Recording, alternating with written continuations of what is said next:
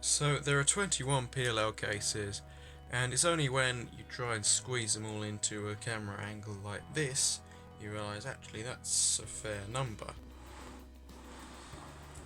for people like me who've known them all for years. However, the question is, when should you learn them?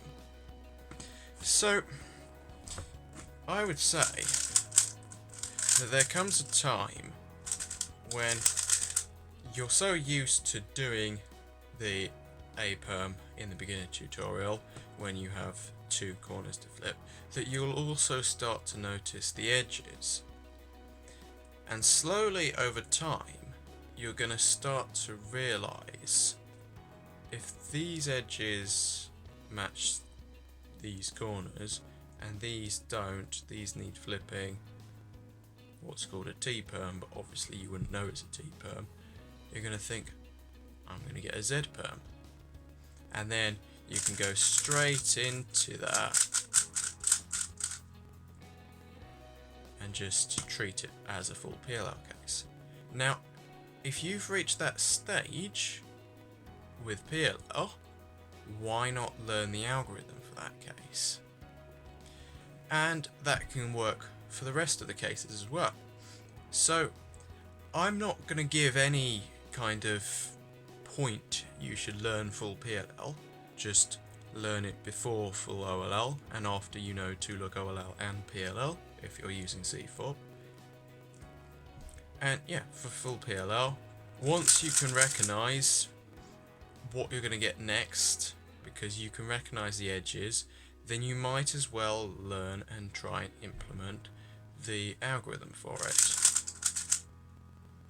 Another example comes here. Once you can recognise what PLL case you're going to get after you do the Y-perm and go straight into it without any thought, that is when you should learn the full PLL case. Now, getting to this point shouldn't actually take as long as you think, because there are only 21 PLL cases as shown here, and while certain ones like the Z-perm and the N-perms are much rarer, and the H-perm is sort of rare, they're all pretty common, with the rarest being 1 in 72. So, if you do enough solves, you're going to start to recognise them unintentionally without much issue. Say you do 20 solves a day for 2 months. At the end of 2 months, that's 1,200 solves. By that time, you're going to have seen them all. Well, even the Z-perm, statistically, you would have seen about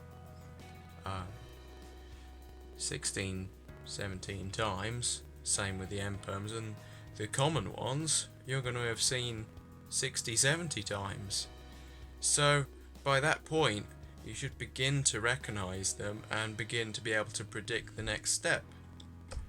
And at that point, why not learn the case? The same goes with OLL. As there are 57 cases, and some of them as rare as only 1 in 216 chance of showing up per solve, and even lower if you do edge control, it's going to take slightly longer to recognise all of that, more solves.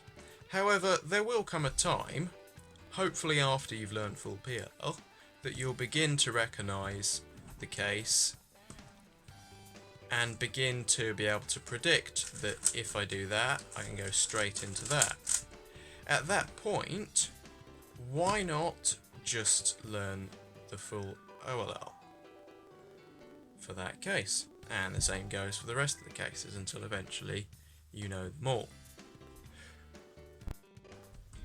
Now, I'm not going to get too much into stuff further than PLL and OLL because most of them aren't really worth it at all. If you can recognise this case and know the algorithm fair enough, it's probably faster, although in this particular case you'll get a Z-perm, so wouldn't recommend it. However, is it really worth it? Generally, I don't think so. I think there are some COLLs that are worth it, some aren't. And if you are going to learn COLL or anything further, you can't really use the method I've explained in this video. You are going to have to take the effort to learn the cases for yourself, practice the recognition of them, if that's what you want to do. Because you can just do that and go straight into an R perm, and probably faster than the COLL Z perm, and you don't have to worry about the recognition, just go straight into it.